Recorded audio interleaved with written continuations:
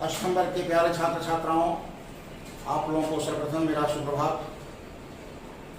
जैसा कि हम लोग जानते हैं, कोरोना वायरस उत्तरोत्तर केवल भारत में ही नहीं बल्कि पूरी दुनिया में अपना पैर पसारता जा रहा है। ऐसी विषम परिस्थिति में हम लोग घर में रहें, सुरक्षित रहें, लेकिन हमारे अध्ययन में कोई व्यवधान उत्पन्न न हो, इसके लिए विद्यालय की ओर से ऑडियो वीडियो के माध्यम से पठन पाठन की व्यवस्था की गई है। आज इसी क्रम में मैं आप लोगों को बसंत जो पुस्तक है उसकी प्रथम कविता ध्वनि पढ़ाने जा रहा हूँ। इस कविता को पढ़ाने से पहले इस कविता में आए हुए कुछ कठिन शब्दों को मैं श्यामपट्ट पर लिखा हूँ और उसका अर्थ भी मैं लिख दिया हूँ। मृदुल, मृदुल माने कोमल, पात पत्ता, दांत शरीर, निद्रित सोया हुआ, प्रत्योष प्रातःकाल, चंद्रालस नींद में अलसाया हुआ, लालसा इच्छा या अभिलाषा। आप इन शब्दों को अपनी अभ्यास पुस्तिका में लिख लें। चलिए अब मैं आपको इस कविता का अर्थ समझाने जा रहा हूँ। ध्वनि कविता के रचयिता सूर्यकांत त्रिपाठी निराला जी हैं। सूर्यकांत त्रिपाठी निराला आधुनिक काल के छायावादी कवि कहे जाते हैं। निराला जी आधुनिक काल के छायावादी कवि हैं। मैं आपको पहले समझा दूं कि हिंदी साहित्य को मुख्यतः 4 भागों में बांटा गया: वीर गाथा काल, भक्ति काल, रीति काल और आधुनिक काल। इसमें आधुनिक काल को पुनः 4 भागों में बांटा गया: प्रगतिवाद, प्रयोगवाद, छायावाद और उत्तर छायावाद। तो ध्वनि कविता को जिन्होंने लिखा ये आधुनिक काल के छायावादी कवि कहे जाते हैं। छायावाद के 4 स्तंभ निराला वर्मा प्रसाद पंत। छायावाद रूपी इमारत के 4 स्तंभ हैं, जिसमें पहला स्थान निराला जी का है। इनका पूरा नाम सूर्यकांत त्रिपाठी निराला, दूसरा महादेव वर्मा, तीसरा सुमित्रानंदन पंत और चौथा जयशंकर प्रसाद।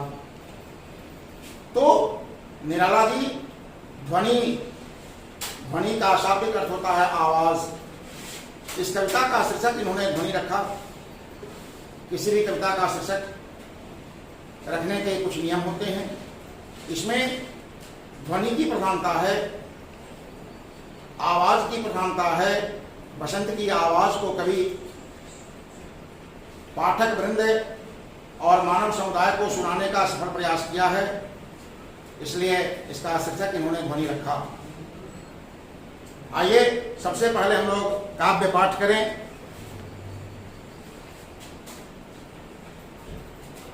ध्वनि कविता के माध्यम से बसंत की ध्वनि है: अभी न होगा मेरा अंत, अभी न होगा मेरा अंत, अभी अभी ही तो आया है मेरे वन में मृदुल बसंत, अभी न होगा मेरा अंत, अभी न होगा मेरा अंत, अभी अभी ही तो आया है मेरे वन में मृदुल बसंत, अभी न होगा मेरा अंत।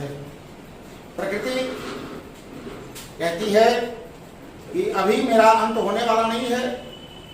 क्यों? इसलिए कि अभी अभी मेरे वन में मृदुल, मृदुल का जिसका अर्थ लिखा गया कोमल, कोमल बसंत आया है, यानी बसंत की शैशवावस्था है। इसलिए अभी मेरा अंत होने वाला नहीं है, क्योंकि जीवन का अंत प्रायः बुढ़ापे के बाद होता है, ऐसा मानना है। इसलिए विश्वास है प्रकृति को कि अभी कदाचित मेरा अंत होने वाला नहीं है। इस पद्यांश का पुनः अर्थ आप लोग समझेंगे। निराला जी इस कविता के माध्यम से प्रकृति की अभिलाषा को, प्रकृति की इच्छा को मानव समुदाय के समक्ष व्यक्त कर रहे हैं। प्रकृति कहती है कि अभी मेरा अंत होने वाला नहीं है, क्योंकि अभी अभी मेरे मन में कोमल बसंत का आगमन हुआ है, कोमल बसंत आया है, जो उसके सहसावस्था का परिचायक है। इसलिए अभी मेरा अंत होने वाला नहीं है। आगे कवि कहते हैं कि हरे हरे ए पात, हरे हरे ए पात, डालियां कलियां कोमल गात, मैं ही अपना स्वप्न मृदुल कर फेरूंगा निद्रित कलियों पर, जगा एक प्रत्युष मनोहर। निराला जी कहते हैं कि हरे हरे के पात यानी हरे हरे पत्ते जो डालियों में लगे हैं, फूल की कलियां हैं जिसका कोमल शरीर है, गात माने शरीर, डालियों में हरे हरे पत्ते लगे हैं, कलियां खिली हुई है, जिन कलियों का शरीर बहुत ही कोमल है।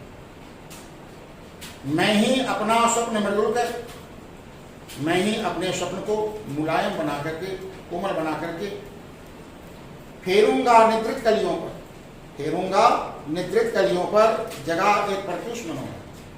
मैं निद्रित कलियों पर, निद्रित का मतलब सोया हुआ, जो कलियां सोई हुई है उन कलियों पर एक मनोहर, मनोहर माने आकर्षक, सुंदर, प्रत्युष, प्रत्युष का अर्थ लिखा हुआ है प्रातःकाल, मैं एक मनोहर आकर्षक प्रातःकाल उन कलियों के हृदय में जगाऊंगा जो कलियां सोई हुई है।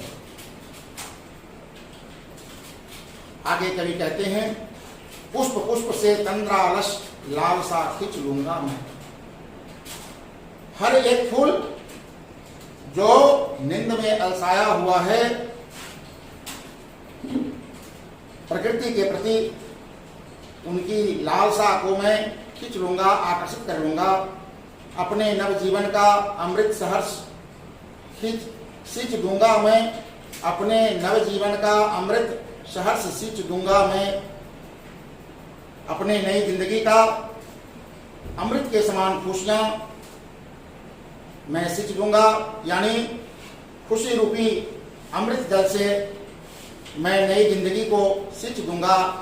ऐसा प्रकृति का मानना है, ऐसा प्रकृति का पूर्ण विश्वास है कि बसंत के आगमन के साथ ही हम नई जिंदगी को खुशी रूपी अमृत जल से सींच दूंगे, द्वार दिखा दूंगा फिर उनको, है मेरे वे जहां अनंत, अभी न होगा मेरा अंत। द्वार दिखा दूंगा फिर उनको, है मेरे वे जहां अनंत, मैं उन्हें वह रास्ता दिखा दूंगा, वह दरवाजा दिखा दूंगा जहां मेरे अनंत हैं। अनंत जिसका कभी अंत न हो, जो अनश्वर हो, मैं वह द्वार फिर से दिखा दूंगा। यानी कुल मिलाकर ध्वनि शीर्षक कविता के माध्यम से आधुनिक काल के छायावादी कवि निराला जी मानव में नई जागृति लाने का सफल प्रयास किए हैं। वे मानव को जगाना चाहे हैं कि मानव जब जागृत हो जाए तो दुनिया का कोई भी लक्ष्य वह आसानी से पार कर सकता है। जैसे कोरोना के क्षेत्र में भी हम लोग जागृत हैं, तो यह मेरी आशा ही नहीं अपितु पर विश्वास है कि आने वाले दिनों में हम लोग कोरोना पर विजय जरूर प्राप्त करेंगे। धन्यवाद।